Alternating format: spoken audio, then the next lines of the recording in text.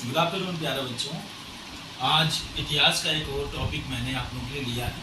ठीक है, मुख्यतः ये दक्षिण भारत से संबंधित साउथ इंडिया का हिस्ट्री है। आपने 3 बड़े साम्राज्यों के नाम सुने होंगे, जिसमें चोल, चेर और पांड्या, है ना।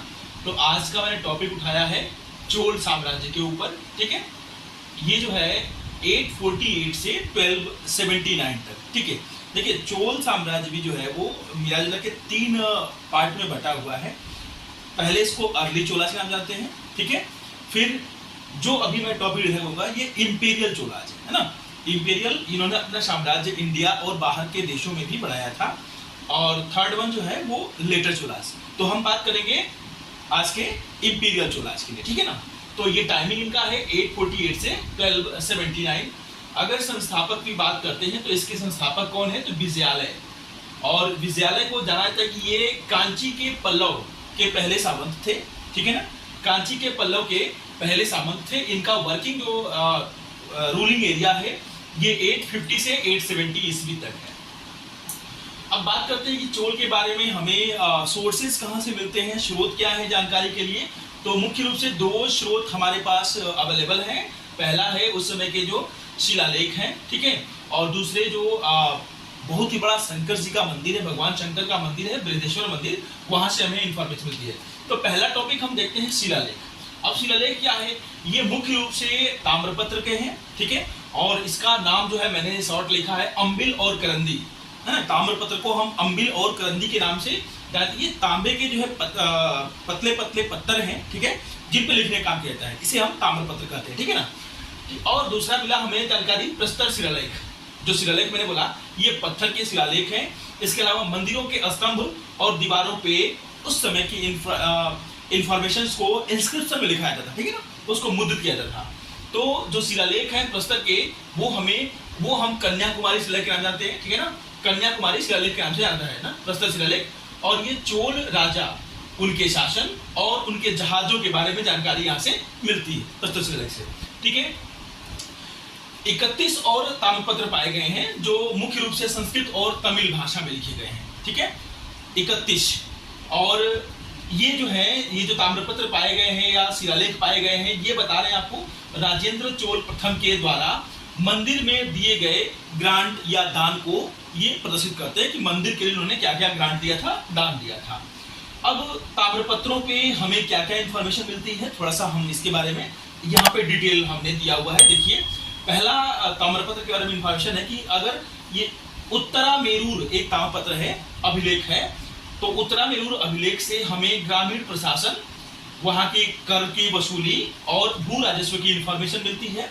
ठीक है, अगले इंस्क्रिप्शन से या कह सकते हैं अभिलेख से आपको जानकारी मिलती है ब्राह्मणों को मिलने वाले उपहार, यानी जो ब्राह्मण वहां पे मंदिरों में पूजा करते हैं उनको उपहार मिलेगा। ठीक है, और उनके लिए क्या बंदोबस्त है, यानी कि मंदिर में जो ब्राह्मण पूजा करता है उसका जीवन यापन कैसे होगा, उसके लिए जमीन के रूप में क्या बंदोबस्त किया गया है। ठीक है, अगले इंफॉर्मेशन मिलता है हमें कि मंदिर निर्माण या देवता की स्थापना, यानी कोई भी नया मंदिर बनता है या किसी भी देवी देवता की मंदिर में स्थापना की जाती है, उसकी इंफॉर्मेशन हमें जो है ये अभिलेखों से मिलती है। कुछ अभिलेख इंफॉर्मेशन जैसे कि अगर किसी ने चोरी किया, किसी ने कोई अपराध किया, तो उसके रूप में उसको राजशाही फरमान में क्या दिया गया दंड, है ना, कि चोरी करने का उनके ऊपर क्या इल्जाम या उनके ऊपर क्या दंड लगाया जाएगा, वो इंफॉर्मेशन मिलती है यहाँ से। मंदिर के दीवार के अभिलेख जो है वो गांव से संबंधित भूमि के विक्रय, स्थानांतरण या जमीन को गिरवी रखने के संबंध को बताते हैं। ठीक है, यानी मैंने बोला ना यहाँ पे जो प्रस्तर शिलालेख है, ठीक है, उसमें जो है चोल राजशासन की जगह मिलती है। तो अब वही जो मंदिर के स्तंभ वाले जो दीवारों पे लिखी गई चीजें हैं, वो दीवारों पे लिखी जाती है क्या चीज, मैंने किसी ने अपनी जमीन को बेचा, किसी ने जमीन को ट्रांसफर कर दिया या किसी ने अपनी जमीन को गिरवी रख दिया किसी काम के लिए, वो जानकारी मंदिरों से मिलती है। अगला जो टॉपिक है, सेकेंड टॉपिक इंफॉर्मेशन के बारे में, ये है बृहदेश्वर मंदिर का टॉपिक। तो इसको हम एक और नाम जानते हैं, इसका नाम है राजराजेश्वर मंदिर। देखिए, राजराजेश्वर मंदिर, क्योंकि इसको राजराज प्रथम ने बनवाया था इसलिए इसका नाम रखा गया राजराजेश्वर मंदिर।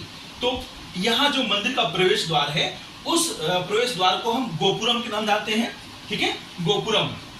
इसके अलावा जिस स्थान पे देवी या देवता का वास है, निवास है, उसे हम लोग गर्भ भी कहते हैं। लोगों को एक जगह पर उपस्थित होकर जैसे पूजा अर्चना करते हैं लोग, एक जगह असेंबली करते हैं, उस असेंबली एरिया को मंडप कहा गया। ठीक है।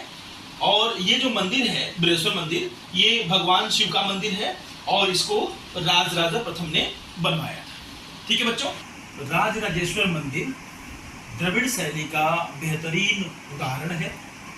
ठीक है।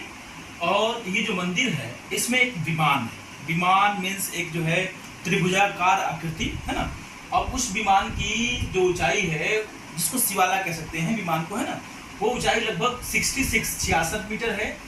और इस मंदिर के दो और पार्ट हैं। उस पार्ट के ऊपर एक गुंबद है जो एकमात्र एक ही पत्थर से बना हुआ है। समझिए कितना बड़ा पत्थर होगा। ठीक है, जिससे पूरा जो है मंदिर का गुंबद बना हुआ है। इस पत्थर की जो ऊंचाई है वो 7.6 मीटर है और भार इसका जो है लगभग वजन 80 टन है। सो पूरे मंदिर में समझ सकते हैं, देखिए पूरे मंदिर में लगभग 1,30,000 टन ग्रेनाइट लगा हुआ है। ठीक।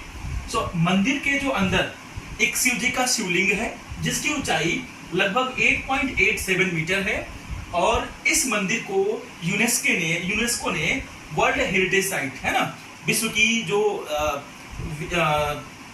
इमारतें हैं इंपॉर्टेंट, उसमें इन्होंने हेरिटेज साइट में इसको इंक्लूड किया है।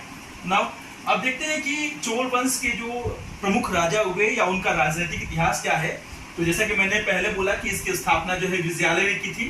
तो विजयालय ने तंजौर को राजधानी बनाया था, तंजौर को। ओके। इनकी मृत्यु के पश्चात इनका जो नाती है, ठीक है, ग्रैंडसन परांतक, वह राजा बनता है और मदुरै पर अपना अधिकार करता है। मदुरै एक जगह है, उसके ऊपर अपना अधिकार करेगा। और उसने पांड्या राजाओं को, या जो लंका यानी श्रीलंका, सिलोन, है ना, तो सिलोन के राजा को भी पराजित करता है।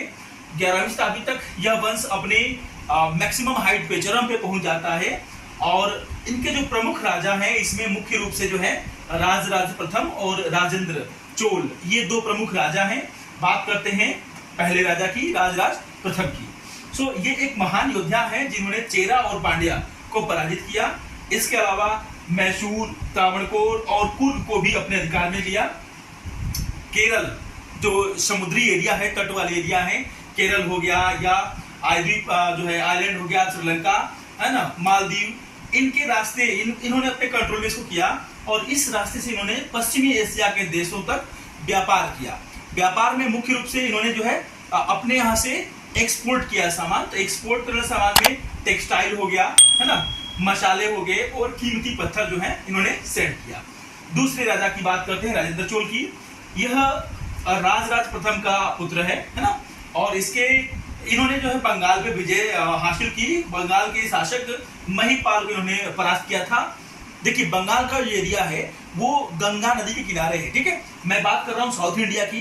तो साउथ से इन्होंने मैंने कावेरी नदी से गंगा नदी तक इन्होंने जो है अपनी यात्रा पूरी की। तो इन्होंने जैसे ही बंगाल को पराजित किया, बंगाल को अपने कब्जे में लिया, तो इन्होंने अपना नाम दिया गंगईकोंडा, है ना, गंगा के एरिया को जीतने वाला व्यक्ति गंगईकोंडा, है ना।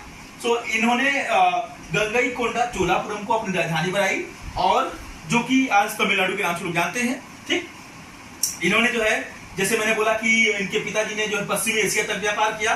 तो इनका व्यापार जो है चीन, मलाका, श्रीविजय जो प्राचीन काल नाम है, आधुनिक इसे हम इंडोनेशिया का जानते हैं, इंडोनेशिया तक इन्होंने अपना व्यापार फैलाया। सो आज के लिए इतना ही। मुझे उम्मीद है कि मेरी जानकारी आपके कुछ काम आएगी परीक्षाओं में। सो उम्मीद करता हूं कि आपको अगर वीडियो पसंद आए तो आप लाइक, शेयर और सब्सक्राइब जरूर करें। Thank you very much.